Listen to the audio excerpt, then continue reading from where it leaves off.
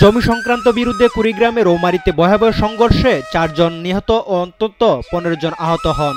24শে জুলাই রৌমারী সদর ইউনিয়নের বন্দরচর সীমান্ত এলাকায় এ ঘটনা ঘটে। নিহতরা হলেন ফুলবাবু, বুলু মিয়া, নুরুল আমিন এবং সংঘর্ষে আহত হয়ে বাড়ি ফিরে স্ট্রোক করে মারা যাওয়া আনোয়ার হোসেন। আহতদের মধ্যে কয়েকজন উন্নত চিকিৎসার জন্য পাঠানো হয় ময়মনসিংহ মেডিকেল কলেজে। জানা যায়, একই গ্রামে গোলাম শহীদের ছেলে শাহজামাল ও চাচা গোলাম রাব্বানির মধ্যে 1 একর জমি নিয়ে দীর্ঘদিন ধরে বিরোধ চলছিল। গত বৃহস্পতিবার বিরোধপূর্ণ জমিতে হাল চাষকে কেন্দ্র করে দুই পক্ষের মধ্যে সংঘর্ষ বাধে। এতে দুপক্ষই দেশীয় অস্ত্র নিয়ে সংঘর্ষে জড়িয়ে পড়ে।